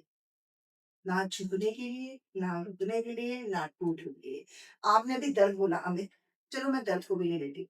आप अपने दर्द को भी एक अग्नि बना लो कि भाई इस दर्द से मैं सबको जला डालूँगा और मेरे अंदर इस जो ऐश होता है ना जो राख बचेगी, वो मेरे अंदर एक पॉज़िटिविटी है। तो मैंने कहा ना नज़र और नज़रिए का फ़र्क है। ये अग्नि आप सबको क्या प्रेरित करेगी? बहुत कठिनाइयाँ लाइफ़ में आती हैं, बहुत ट्रबल्स होते हैं, आप कभी-कभी बहुत परेशानी से गुज़रते हैं। तो आपको अपने अंदर की जो एक बर्निंग डिज़ायर होती है ना, वो हमेशा जला के रखनी है और ये अग्नि आपको पावर देती है। और ये डेडिकेट किया मैंने अपने फादर को और और इसे आप अमेज़न पे मैंने अमेज़न पे इसका लिंक छोड़ा है, आप चाहें तो वहाँ से ले सकते हैं। और मैं चाहूँगी कि हर कैटेगरी, ऐसा नहीं है कि ये बच्चों के लिए, कि बड़ों के लिए, ऑल पीपल जो भी इसे पढ़ेगा, मैं इंडेक्स पढ़ूँगी इसका, आपको पढ़ के बताती हूँ। अगर आप इसे पढ़ेंगे, तो आप जानेंगे कि जीवन में डर कोई है ही, डर कुछ नहीं है। मैं सिर्फ़ इंडेक्स पढ़ूँगी और इंडेक्स से आप जान जाएँगे कि ये क्या कहता है। और मैंने ये डेडिकेट किया अपने फादर को और अनफॉर्च्यूनेटली वो उसे देख नहीं पाए क्योंकि डेथ हो गई थी, उसके बाद मैं इसको निकाल पाई। मैं जॉइन करूँगी हर एक होम को जो मैंने इसमें दी है और आप उससे जान पाएँगे इसमें अंदर क्या है। अग्नि बनो, ये ज़िद है ज़िंदगी की, खुद से खुद की जंग है, उठो टूटो नहीं, क्योंकि ये सपनों की क्रांति है। मैं कर सकती हूँ किसको? असंभव को संभव। मैं चल पड़ी हूँ क्योंकि मैं खुद की रोशनी हूँ। मैं एक चमत्कार हूँ क्योंकि वक़्त मेरा है। तूफ़ान बन सकती हूँ क्योंकि सोच की क्रांति मेरी है। सिद्ध की राह है, मंज़िल तो मुझे पुकारती है, क्योंकि हिम्मत मेरी शक्ति है। जोश में जीती हूँ, खुद को पहचानती हूँ और बदलती हूँ खुद को। किस लिए? क्योंकि मेरे पास विश्वास मेरी ताकत है। मैं अडिग हूँ, हार नहीं मानती, जल उठी हूँ अपनों के लिए, जागती हूँ अपने सपनों के लिए। जीत मेरी होगी क्योंकि ये मेरी उड़ान है। सोच बदली तो ज़िंदगी बदल गई। अपनी राह मैंने खुद बना ली क्योंकि मैं हिम्मत वाली हूँ। आज नहीं तो कभी मेरा वक़्त भी आएगा क्योंकि मैं लीडर हूँ। सपने नहीं संकल्प से जीती हूँ। जज़्बा जीत का रखती हूँ, ना हारने वाली जीत को जीती हूँ। सभी के लिए प्रेरणा बनती हूँ, आगे बढ़ती हूँ कहाँ डर के पार। कोशिश तेरी पहचान है, अपने ही रंग में अपनी लौ को जलाती हूँ। सोचो तो कर सकते हो जब मुश्किलें बढ़े, जीवन एक संघर्ष नहीं अवसर के रूप में मिले। मैं क्रांति हूँ, अजय हूँ जिसे कोई रोक नहीं सकता। मैं दीप बनी हूँ, उड़ान ऐसी रखती हूँ जो काश को भेद दे। बट मैं कीमत जानती हूँ वक्त की क्योंकि उगता सूरज मेरा है और मैं इस उगते सूरज के साथ एक नव युग का निर्माण करने वाली हूँ। अब मैं वाली हूँ या आप वाले हैं, जो भी इसे पढ़ेगा अपने आप को बाहर रखकर पढ़े। तो मैं मुझे लगता है कि ये नया निर्माण युग का हम सब मिलके कर पाएँगे। तो मैंने ये डेडिकेट की पापा को, लेकिन समर्पित करती हूँ मैं आप सभी को कि आप इसे पढ़ें और इसके बारे में एक पॉज़िटिव एटीट्यूड रखें कि हाँ, हम कुछ भी कर सकते हैं। This is for you Amit ji. Thank you very much. God मैं ब्लेस यू। बिल्कुल इसे पढ़ूँगा और गॉड ब्लेस यू। जब हम बात करते हैं आत्मविश्वास की और आपने कहा इसमें डर को भी शामिल कर लिया कि डर भी जो है इंसान को सबसे बड़ा डर होता है कि मैं ये कर पाऊँगा या नहीं कर पाऊँगा। ये जो नहीं कर पाऊँगा पहले एक हावी हो जाता है। जैसे कहते हैं ना कि एक राम थे तो एक रावण भी थे, हाँ, है ना? और कहा जाता है कि हम लोग जो हर साल रावण को फूँक देते हैं, हर साल वो रावण ज़िंदा हो जाता है। वो डर है, वो डर जो हमें अपनी सच्चाई, अपनी कर्म भूमि पे कारगर नहीं होने देता। तो वो डर जो है इंसान को निकालने के लिए मैम ने जो ये किताब लिखी है, अग्नि बनो, तो ये आपके उस डर को भी जला देगी। वो अंदर से वो टूटे हुए अगर आपको कुछ फीलिंग्स ऐसी हैं जो आपको वापस नेगेटिविटी लेकर आती हैं, जो खींचती हैं, उसको आपको अंदर से क्लीन करेगी। जैसे कहते हैं कि कुछ दवाइयों का असर जो है नेगेटिव होता है, लेकिन किताबों का असर हमेशा पॉजिटिव पॉजिटिव होता है। हमेशा ये पॉजिटिव। है अग्नि बनो, जिसके जरिए आप अपने अंदर की सफाई कर सकते हैं। जी हाँ, किसी और की जरूरत नहीं है, सिर्फ आपको किताब पढ़नी है और उसके बाद आपका मानना है कि ये आदमी के अंदर की नेगेटिविटी को बिल्कुल। बिल्कुल क्लीन कर देगा। और सबसे बड़ी बात, आपने राम और रावण का ज़िक्र किया। राम भी इंसान थे और रावण भी इंसान था। कहा जाता है कि रावण भी बहुत ज्ञानी थे, लेकिन सिर्फ़ और सिर्फ़ हमारे उसूल, हमारे रूल्स और हमारे बनाए हुए, जो हमारे कहते हैं ना, हमारे कोड़ा में क्रिएट किए गए हमारे खुद के विचार, वो इंसान को राम और रावण बनाते हैं। आज मुझे लगता है हर नर में रावण नहीं, राम।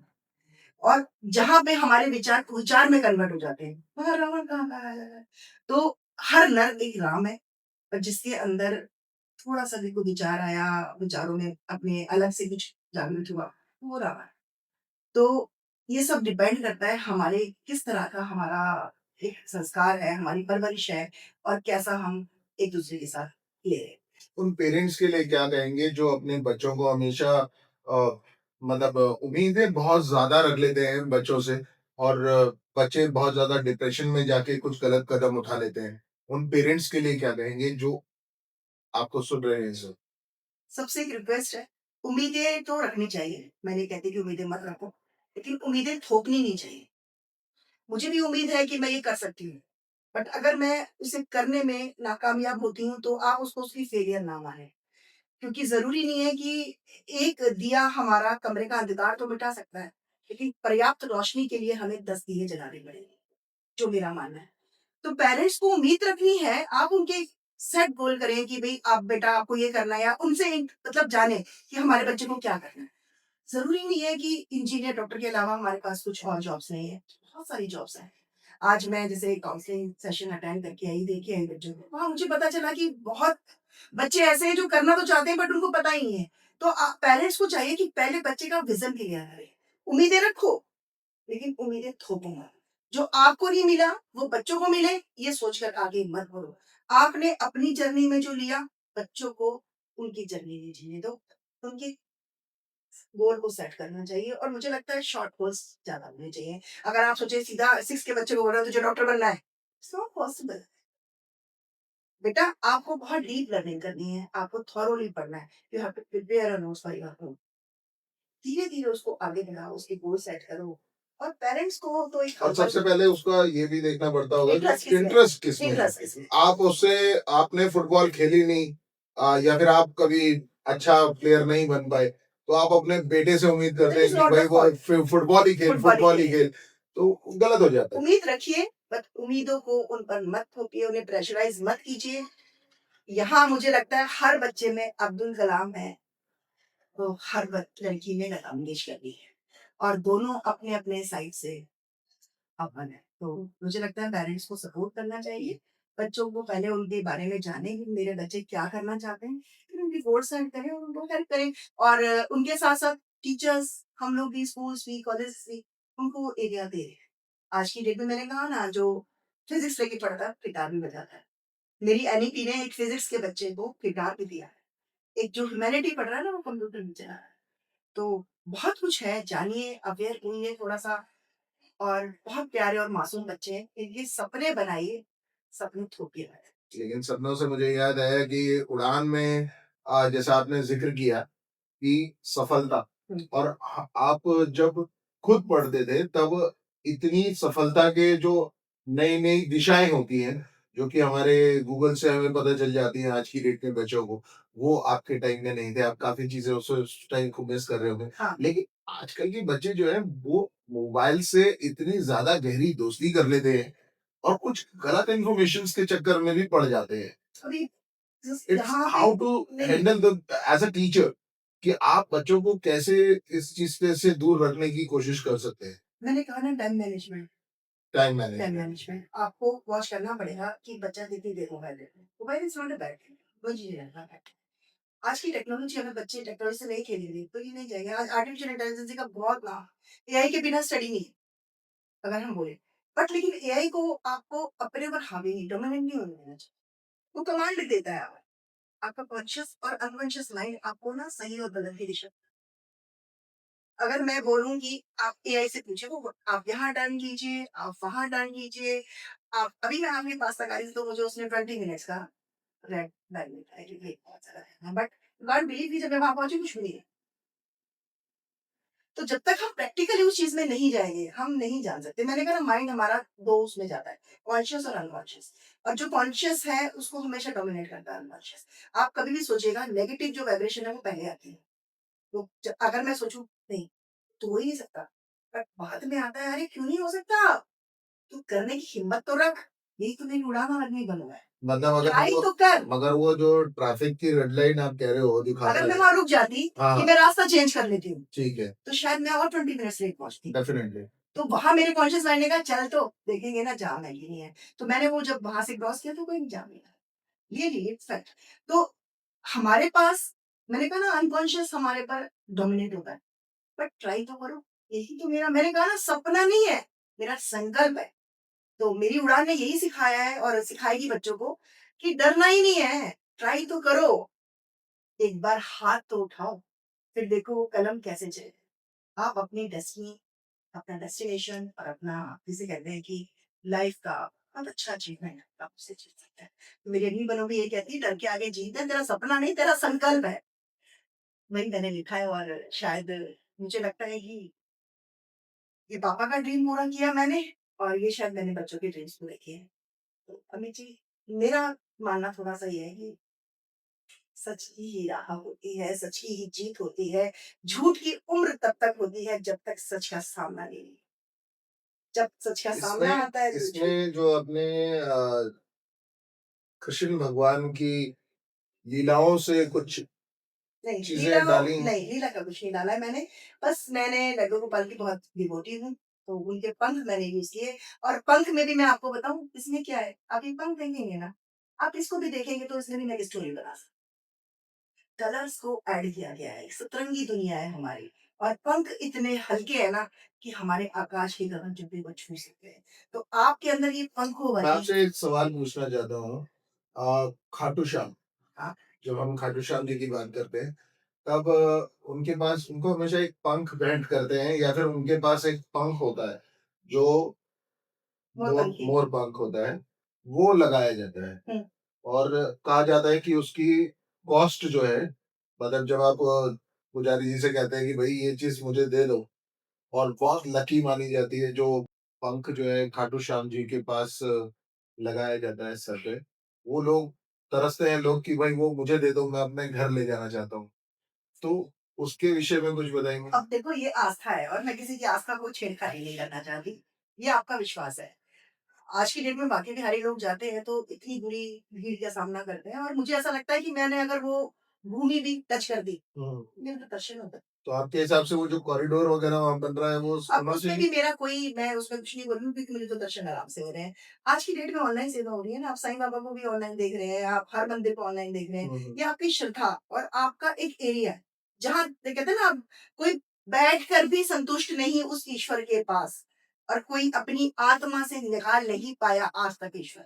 तो बोथ आर डिफरेंट थिंग्स। मेरी सोल मेरा प्रभु है, मेरी आत्मा मेरी परमात्मा है। भगवान में आस्था है, लेकिन ये आस्थाओं का लेवल सबका अलग है। अब किसी को मोर पंख चाहिए, मुझे तो सिर्फ और उनकी ज़मीन को छूना ही चाहिए। तो ये सबकी आस्थाएँ हैं और ईश्वर करे सबकी आस्थाएँ पूरी हो। क्योंकि जहाँ आस्था होती है वहाँ विश्वास होता है, और जहाँ विश्वास होता है, वहाँ जीवन की सफलता होती है। तो प्रभु करे जो पंख चाहते हैं उनको पंख मिले, जो उनके विचार चाहते हैं उनको विचार मिले, जो उनकी भूमि चाहते हैं उनको भूमि मिले। लेकिन आपसे तो सबको यही उम्मीद है अभी भी हुँ, कि जब आप अपने 30 साल जब आपने शिक्षा को अपना व्यवसाय के रूप में भी देखा और हाँ, कर्म के रूप में भी देखा, और वर्क इज़ वर्शिप में भी वर्क इज देखा। वर्कशिप में भी देखा, हुँ, तो कर्म ही पूजा है। कर्म पूजा है, लेकिन अब कर्म तो देखो हम करते ही है ना। अब जो भी हम कुछ कर रहे हैं, अगर मैं ये पी भी रही हूँ, पानी भी पी रही हूँ, कॉफी पी रही हूँ, तो ये भी मेरा कर्म ही है ना, मैं कुछ तो कर रही हूँ ना। तो कर्म है, करता है, कर्म है। तो आप क्या पूछना हो चाह रहे हैं सकता इसमें? है कि भगवान ने आपके लिए कुछ और बहुत सारी चीजें करने के लिए भी रखी हैं, तो आपको क्या नजर आ रहा है उसमें कि जब ये किताबें आप दे चुके हैं दुनिया को, तो क्या आने वाले कुछ नए संस्करण भी हमें मिलने को बिल्कुल दे दूँगी और मैं लिखूँगी, बट इसे लिखने में सर मुझे 3 साल लगे हैं। नहीं, मैं चाहूँगा कि और अब मैं अब आप इतना चाहूँगी कि कि जल्द से जल्द आप इसके तक नए पहुँचेगी, संस्करण भी तो पहुँचे। उसके बाद में इसको और बनाने की कोशिश करूँगी। और रियली में इन 30 सालों में मैंने इतनी लाइफ़ चेंज की है ना, मतलब मुझे ऐसा लगता है कि हम कुछ भी कर सकते हैं। अगर मतलब हम ठान लें तो हम सब कुछ कर सकते हैं। विल पावर जो होती है विल ना, पावर, बहुत ज़रूरी है। माइंडसेट करने या माइंड पढ़ने की पावर जो होती है, वो भी कहते हैं कि टीचर्स में होती है। वो माइंडसेट नहीं होता, वो ये आपका क्वेश्चन जहाँ जा रहा है ना, वो थोड़ा-सा मैं चेंज करूँगी। हम कोई ज्योतिषी नहीं है, हम कोई एस्ट्रोनॉट नहीं है, क्या पर भाग्य एस्ट्रो गाइड विधाता नहीं। तो हैं। नहीं, भाग्य विधाता कैसे भाग्य विधाता है? अगर मैंने सोचा मेरा बच्चा ये टॉप करे, नहीं, अगर मेरे मन में आया कि मुझे अब इस बच्चे को टॉप कराना है, एज़ अ लेकिन teacher. As a teacher, as a principal, as a जो भी आप मानो, हुँ, लेकिन उस बच्चे के अंदर नहीं वो एंथुसियास्म आ रहा है, वो कहीं न कहीं लैग कर पा रहा है, हम नहीं उस कमी को ढूँढ पा रहे, मैं कैसे उसका भाग्य बना सकती हूँ? मेरा भी सपना रहा होगा कि मैं शायद पायलट बनूँ, मैं कस्टम में जाऊँ, था मेरा, मुझे पायलट बनना है, कस्टम बनना है। लेकिन डेस्टिनी भी कुछ होती है, और मुझे ऐसा लगता है कि जो हम आज हैं, वो हम सच हैं। हमें कभी भी किसी भी मोड़ पर मुड़ के ये नहीं देखना, मैंने क्या खोया, हमें ये देखना है मैंने क्या छोड़ा और मुझे अब क्या मिला। मतलब कर्मा तो आपको उसी जगह पे ले जाएगा ना मैम कि जो कर्मा आप देखो वो जो हमारी उसको डेस्टिनी है, आपको बनाना वो है, हमारी डेस्टिनी जो है। उसको अगर 11वीं में आप पढ़ रहे थे, तब आपने सोच लिया था कि नहीं, तब आपने टीचर्स के लिए नहीं सोचा, आपने बताया कि मैंने मैंने मुझे कस्टम मुझे में चली लगा, हाँ, जाऊँगी, हाँ, गवर्नमेंट जॉब लग बहुत जाएगी, कुछ था और ये पायलट बन चलता जाऊँगी, रहता है ये बच्चों का। है ना? हाँ, यही आज के चलता दौर है, के भी बच्चों के दिमाग में चलता है। यही है। कुछ कोई नहीं जानता कि आज हम यहाँ पर जो हमारे साथ डायवेक्स की टीम बैठी क्या है, पता कल ये ये बच्चा लोग मेरा कल ये लोग बड़े-बड़े चंद्रयान 3 निकाल दे। बिल्कुल। क्या पता इसरो में बैठा हूँ और मैं जाऊँ उसके पास इसका इंटरव्यू लेने। हुँ। कुछ नहीं कह तो सकते। मतलब ये भगवान को जो जिसको बनाना है वो तो उसने सोच ही रखा है। भगवान देखो, लेकिन टीचर्स जब भविष्य निर्धारित करते हैं बच्चों का, कहते हैं कि बैंक में पैसा होता है, लेकिन असली पूंजी जो होती है वो स्कूल्स में होती है। पूंजी नहीं बोलेंगे उसको। गुरु का एक जगह इकट्ठा होना, हुँ, मुझे लगता है कि उन बच्चों का सौभाग्य है, जो उन्हें एक ही रूफ के नीचे हर तरह की क्वालिटी मिल रही है, क्वालिटीज़ मिल रही हैं। और आपको अडॉप्ट करना तो वो चाहिए। मैं वही कह रहा हूँ हाँ, कि जो बच्चे हैं वो तो हमारे देश की पूंजी है। पूंजी। तो वो आपके धरोहर में है। आप उन्हें उसके ऊपर इंटरेस्ट पैदा करा रहे हैं लोगों का क्यूरियोसिटी। और आप उन्हें निखार रहे हैं। उसी का इंटरेस्ट हम पॉलिश हम करते हैं, पॉलिश हम करेंगे। पॉलिश हम कर रहे हैं। इंटरेस्ट जो है हमारी ज़िंदगी में जब हम 60, 70, 80 साल के हो जाएँगे, तब हम उन लोगों के पास जाएँगे इलाज कराने के लिए। तो वही एक शिक्षा प्रणाली को दुरुस्त करने के लिए आपकी क्या एडवाइस है नए बच्चों को? देखो, शिक्षा प्रणाली आपको बहुत अच्छी मिली हुई है। आप पहले की 2020 के साथ आ चुके हैं। पहले क्या था, मैंने पहले भी बताया कि पहले हम बच्चों को नहीं साइकिल लेते थे, टीचर आते थे, पढ़ाते थे, चले जाते थे। एक गुरु ज्ञान लीजिए तो रहता था। आज की डेट में जो हमारी पेडागोजी है वो चाइल्ड सेंटर्ड है। इसे हम कहते हैं लर्नर। आज की डेट में हम बच्चे हमसे पूछते हैं। हम उनकी क्यूरियोसिटी को शांत करते हैं, उनके लेवल को शांत करते हैं। अब किसी ने पूछा ये लाइट कहाँ से आई? इसका रूट क्या है? तो उसकी क्यूरियोसिटी उसमें जाती है। पहले क्या था, बेटा ये ऐसे आई, ऐसे आई, ऐसे हो गया। अब बच्चों ने रूट लर्निंग कर लिया। आज का बच्चा इतना ज़्यादा, जिसे कहते हैं ना कि मतलब शार्प माइंड हो चुका है, उसको रूट से लेके अब तक सारा चाहिए। तो शिक्षा प्रणाली तो बहुत अच्छी आपके साथ चल रही है, आप लोग अगर उसे समझेंगे तो आप लोग बहुत कुछ कर सकते हैं। बट मुझे मैं बार-बार एक ही चीज़ बोल रही हूँ, सेट योर गोल। सपने नहीं हैं तो साकार भी नहीं है, और जागती आँखों से जो देखे जाते हैं, यंग असली 13-14 साल या 15 साल के बच्चे जब साइंस की बात करते हैं, आपने कहा कि कभी प्रैक्टिकल, तो उनसे कहीं न कहीं ये सवाल उठता है कि जब कितनी मुश्किलों का दौर आता होगा एक टीचर के लिए, जब साइंस में बायोग्राफी में आप किसी को मेल-फीमेल्स के एजेंडे के बारे में नो, समझाते नो, नो, हैं, no sir, it's a sex parts of no, educations it's a तो पार्ट्स ऑफ वो एजुकेशन। नहीं, पार्ट ऑफ एजुकेशन तो टीचर्स के लिए कितना मुश्किल हो कोई जाता है मुश्किल ये। नहीं होता सर, कोई मुश्किल नहीं होता। ये हमारा पार्ट है। आप गायनो उसके पास जाओ ना, गायनो के पास जाओ। जी, वो बिल्कुल। फीमेल पार्ट को सारे अच्छे से जानती है। आप किसी भी बट डॉक्टर के पास बट जाओ। वो डॉक्टर नहीं, तो स्कूल्स में नहीं है। टीचर भी डॉक्टर है ना। हाँ, हमने ही तो उनको समझाना है ना, बेस तो हमारा ही है ना। राइट। ऐसा नहीं है। कोई मैंने अभी तक अपने इतने सालों में कोई टीचर ऐसा नहीं देखा जिसको थोड़ा-सा भी शेम आया हो या जिसको हेजिटेट हुआ हो। उसने उसको चैप्टर की तरह पढ़ाया। मैं खुद साइंस की बैकग्राउंड से नहीं हूँ और साइंस पढ़ाई है मैंने बच्चों जी। को। मैंने भी 8th क्लास में बच्चों को कभी जब 8th में थे तो मैंने सब हुँ, कुछ हुँ। पढ़ाया। ये it's a part of teaching. तो इसको कभी मेरे सामने किसी टीचर ने नहीं हेजिटेट किया और होना भी नहीं चाहिए। आज की डेट में बच्चे बहुत ब्राइट हैं। हमको पढ़ाना चाहिए उनको, उनको आना चाहिए और उनको सबसे बड़ी बात है उनके पास एक सेल्फ डिसीजन होना चाहिए कि हाँ भाई, हम इसको कर सकते हैं।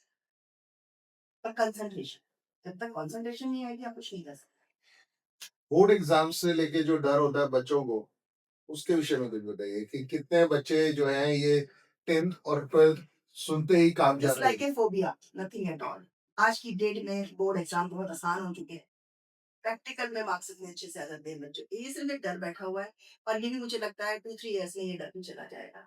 आज की डेट में सब कुछ बहुत ईज़ी बच्चों के लिए मिल गया है। हमारे टाइम पे हुआ करता था बहुत कि बोर्ड है, सेंटर पड़ेगा ही। आज की डेट में सब कुछ नॉर्मल है। हम लोग प्री बोर्ड्स ले लेते हैं। हमारे स्कूल्स में प्री बोर्ड्स आ गए हैं। हम 3-3 प्री बोर्ड्स पहले ही करा लेते हैं। तो बच्चों को पहले ही हम इतना स्ट्रॉन्ग कर देते हैं कि वो फोबिया ना चला जाता है। बट हाँ, कभी-कभी पेरेंट्स कहता है, "बोर्ड है, कैसे होगा?"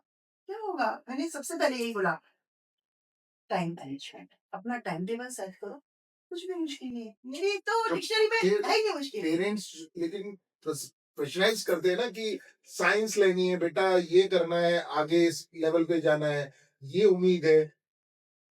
वहाँ एक डर जो है 10वीं का और 12वीं के एग्ज़ाम्स के टाइम पे और कॉलेज के अंदर आज अमित को आपको होता है पता ही है ऐसा। कि अच्छे कॉलेज के लिए एक मार्क्स जो है हाँ, ये मैटर बहुत कर इम्पोर्टेंट है। ये मैटर करता है, इसको मैं तो मानूँगी मैं इस चीज़ इस को। चीज़ को लेके हाँ, चल रहा हूँ कि बच्चों के डेफिनिटली, लिए कितना डेफिनिटली।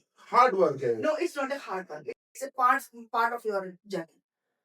अगर मुझे 4 बजे कहीं पहुँचना है, तो डेफिनिटली मैं अपने घर से 3 ओ क्लॉक या उसका डिस्टेंस मेज़र करके तो निकलूँगी। That's called time management. Time management. बच्चे को प्लान करना पड़ेगा कि मैं अगर मैथ्स में वीक हूँ, तो मुझे 40 नहीं, उसको 80 मिनट्स इसीलिए देने आपने अपनी बुक्स में जो टाइटल रखा अनुशासन अनुशासन से से आत्मविश्वास आत्मविश्वास, और आत्मविश्वास से विश्वास से हौसले हौसले और हौसलों से शिखर, और हौसलों से वो सफलता ही कह लीजिए कि जब सफलता या आप शिखर। शिखर जब आप कोई भी चीज़ टाइम मैनेजमेंट के साथ करेंगे तो नींव आपका जो वक़्त मेरी वक़्त है, मुट्ठी में। वक़्त मेरी मुट्ठी में है। बस, बस जब आप टाइम की कदर करेंगे तो टाइम आपकी कदर कहाँ करेगा। से कहाँ आपको पहुँचा देगा। मैम टाइम मैनेजमेंट की आपने बात करी, तो इस पूरी वार्ता का जो निष्कर्ष आया है वो टाइम मैनेजमेंट अभी तक आया है। हुँ, इस टाइम मैनेजमेंट को एक बच्चा कैसे कैलकुलेट करके अपने पास सजो सकता है? क्या हम वही अपने बचपन का फ़ॉर्मूला याद करें कि आपको टाइम टेबल बनाना पड़ेगा? बिल्कुल टाइम टेबल बनाना पड़ेगा और यू शुड फॉलो इट। आप बनाना ज़रूरी है बनाना, बट बना के छोड़ देना भी हमारे लिए लॉस है। आप बना के उसको फॉलो करो। जब तक हम किसी चीज़ को फॉलो नहीं करेंगे, तब तक हम सक्सेस तक नहीं पा सकते। अमित, ये फैक्ट है और ये सच है। आप लोग जितने भी सुन रहे हैं पॉडकास्ट, बच्चों को मैं खासकर बोलूँगी, बड़ों को भी बोलूँगी, आप टाइम का बहुत ध्यान रखो। ये वक़्त हमें ऐसे ही नहीं मिला। अगर आज मैं हूँ, तो मैं वक़्त के कारण हूँ। अगर मैं कल रहूँगी, तो भी मैं वक़्त के कारण रहूँगी। वक़्त को हमेशा अपनी मुट्ठी में रखो, जाने मत दो। एक-एक सेकंड का हिसाब रखो कि मैंने 1 सेकंड भी कहाँ पे लगाया। और ये फैक्ट है, ये मेरी लाइफ़ का खुद का फंडा है जो मुझे पापा से मिला, टाइम मत वेस्ट, उसे यूटिलाइज़ करो। मैं नहीं कहती आप पढ़ो पूरा दिन। आप सिंगिंग करो, जो आपकी हॉबी है, गार्डनिंग है, जो भी आपकी हॉबी है, आप उसके साथ जाओ, अपने माइंड को फ्रेश करो। लेकिन उसको भी लिमिट में। अब ये नहीं कि आप मोबाइल में बैठे हैं तो 4 घंटे मोबाइल में ही बैठे। अगर आप सिंगिंग का शौक है, मुझे बहुत शौक है सिंगिंग का, बट मैं 1 से 2 सॉन्ग डेली गाती हूँ, उसके बाद छोड़ देती हूँ। अब ये थोड़ी कि मैं सिर्फ सिंगिंग ही कर रही हूँ। ये क्या हो रहा है? ये सब आपका मिसमैनेजमेंट है टाइम का। आपको टाइम को कंट्रोल करना पड़ेगा। अगर आपको लग रहा है कि मैं इस टॉपिक पर वीक हूँ या मुझे नहीं आ रहा है, मेरे कंसेप्ट क्लियर नहीं है, तो आप उसकी प्रैक्टिस टाइम लगाएँ और अपने टाइम टेबल को 24 की जगह 40 लगाएँ। ये जो हमारे आईएएस ऑफिसर होते हैं कैसे बन जाते हैं? आपको लगता है कि वो बिना टाइम मैनेजमेंट के बन जाते हैं? उनको हर चीज़ मैनेज करनी होती है और बच्चों समय को मुट्ठी में रख लो, तुम्हें आकाश की ऊँचाइयाँ पहुँचाएगा समय। मैम वही मैंने स्टार्टिंग में कहा था कि दिल तो चाहता है कि आपके साथ बहुत सारा समय बिताया जाए, लेकिन टाइम की बंदिश तो आपने ही सिखाई है। बिल्कुल। तो इस टाइम को हम कंट्रोल तो करना चाहते हैं, लेकिन फिर भी मन में बहुत सारे सवाल अभी उमड़ रहे हैं और भावना जी जाते-जाते एक सवाल ये मेरा अपना पर्सनल जी, सवाल माइंड में बिल्कुल। सेट हो रहा है जो बहुत ज़रूरी है। जी, मैम एज़ अ प्रिंसिपल आपने बहुत सारी चीज़ें सही होंगी। आज के दौर में बच्चों को सबसे बड़ी चीज़ आती है कि मारपीट हो जाती है। मतलब मारपीट जो पहले वाला एक टाइम था जी प्रिंसिपल के पास गए, प्रिंसिपल ने मुर्गा बना दिया। आजकल मुर्गा देखने को भी नहीं मिलता है। स्कूल देखिए में भी जाके ढूँढो तो मुर्गा ही नहीं दिखता है। हाँ, आजकल मार-पिटाई बैन हो चुकी है।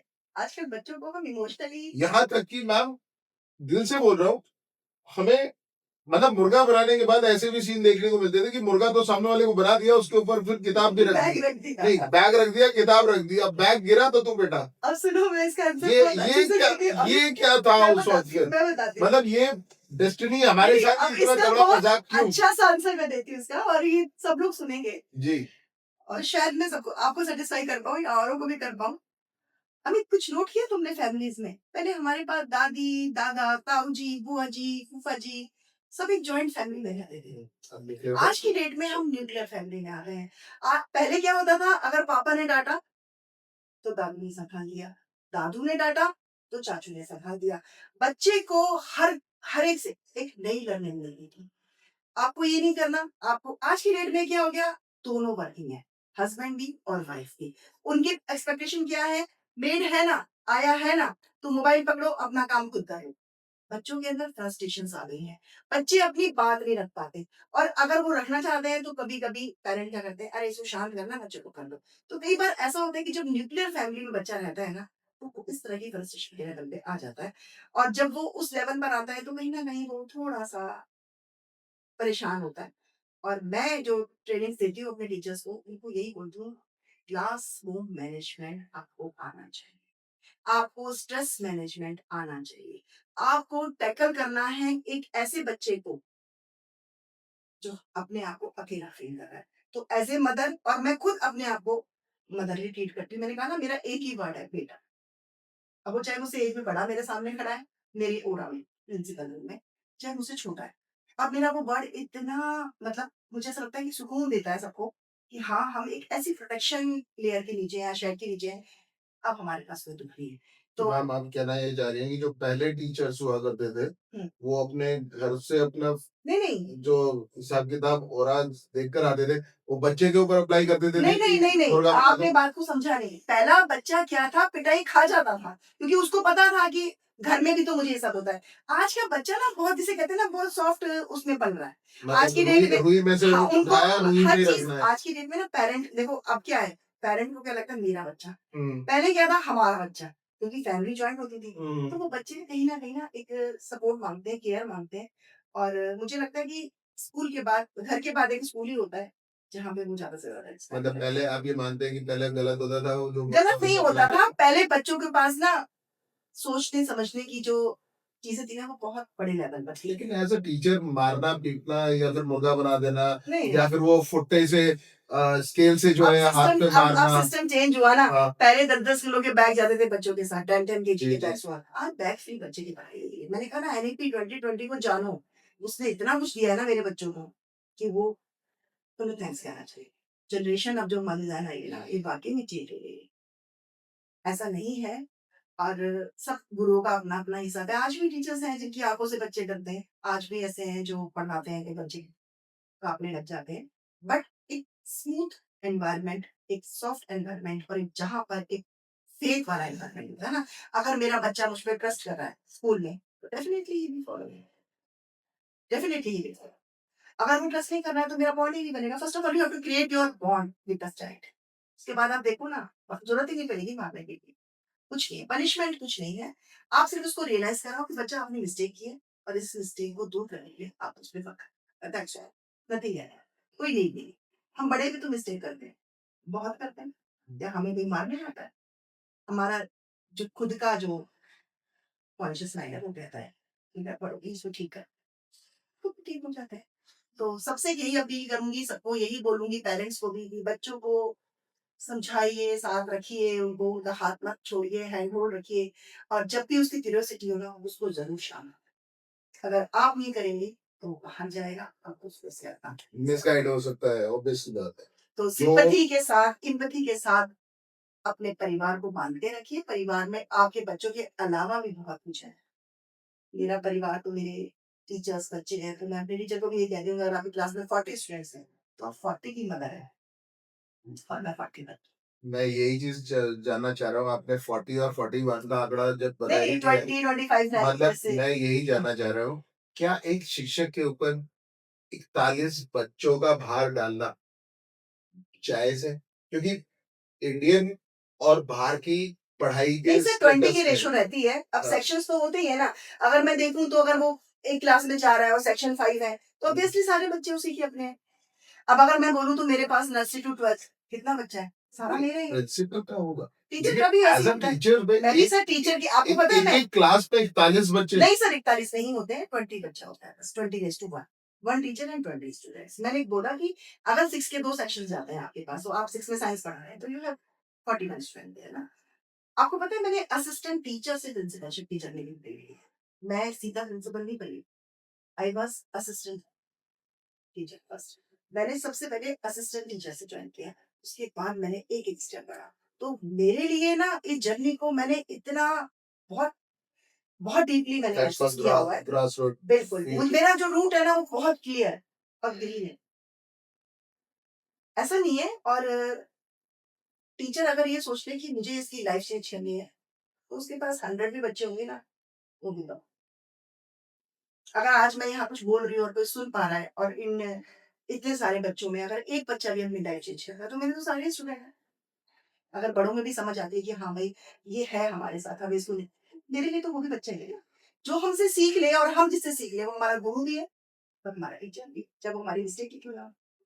तो मेरी डिक्शनरी ये कहती है कोई नेगेटिव वर्ड हमारे पास नहीं है। हम पॉजिटिविटी के साथ जीते हैं और अपनी ऊर्जा को अपनी शक्ति बनाते हैं और अग्नि बल और उड़ान के साथ अपने हौसले, अपने प्रवासों को आकाश की ऊंचाई तक लेके जाते हैं। तो एक जाते जाते एक लाइन बोलूंगी, बहुत अच्छा लगा आपसे मिलकर, लोगों को रूबरू कराया आपने हमसे, हमने बताया कैसे बढ़ना है आगे। अब पंख और परवाज आपकी है, कितना उड़ान आप देंगे ये आपके हौसले बताते हैं। और इन हौसलों की उड़ान के साथ-साथ जब भी आपका दिल करे, तो आप बिंदास जो है डॉक्टर भावना शर्मा जी से रूबरू हो श्योर। सकते हैं।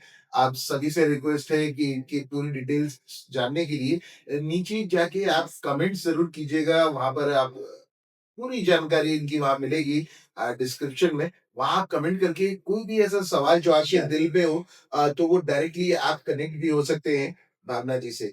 भावना जी के नंबर्स, पूरी डिटेल्स आपको डिस्क्रिप्शन में मिलने वाली है। और अगर आपके दिल में कोई भी एक सवाल जो आप भावना जी से पूछना चाहते हैं, वो आप कमेंट सेक्शन में और sure. I hope so ma'am आप उस कमेंट में 100%, 100%, रिप्लाई ज़रूर देंगे। 100%, बट वो थोड़ा-सा सेंसिबल होना चाहिए और प्रैक्टिकल होना चाहिए। अगर आप सपनों से क्वेश्चन्स बनाएँगे तो नहीं, मैंने पहले बोला सपने नहीं संकल्प है। आप अपने संकल्प के साथ आइए। हम सबकी उड़ान एक है, हम सबको आगे बढ़ना है। और अपने बच्चों के लिए खास तौर पे अगर आप काउंसलिंग लेना चाहते हैं अपने बच्चों के साथ-साथ, खुद भी आइए, बच्चों को भी लेकर आइए और भावना जी के साथ डायरेक्ट कॉन्टैक्ट में आ जाइए ताकि आप उनकी पर्सनली काउंसलिंग भी कर सकें, श्योर सर। है ना? तो मैं चाहूँगा कि आप ये भावना जी के बारे में अगर कोई भी और अधिक जानकारी चाहते हैं, तो भावना जी खुद उसका आंसर देंगी। श्योर। लास्ट में मैं इतना ही बोलूँगी, thank you so much Amit ji और टेडेक्स की जो एंटायर टीम है, उन सबको दिल से आभार और ईश्वर करे आप ऐसे ही पॉडकास्ट करते रहें और लोगों तक सच्चाइयों और उनकी अच्छाइयाँ पहुँचाएँ। सबको एक सूत्र में बाँधें क्योंकि जब तक हम हैंड होल्ड नहीं करते, एक चेन कभी स्ट्रॉन्ग नहीं बनती। तो सभी का हाथ पकड़े, एक-दूसरे को आगे बढ़ाएँ। कमियाँ सब में हैं, अच्छाइयों के साथ उनका आगमन करें। राधे राधे। राधे, राधे। और एंटायर टीम के साथ-साथ मैं लेता हूँ आपसे विदा और जाने से पहले एक बात खास, आपने कमेंट सेक्शन में कमेंट अभी तक नहीं किया। लाइक कीजिए, सब्सक्राइब कीजिए और जुड़े रहिए टाइम्स टीम के साथ। जय हिंद, जय जय माँ भारत। भारती।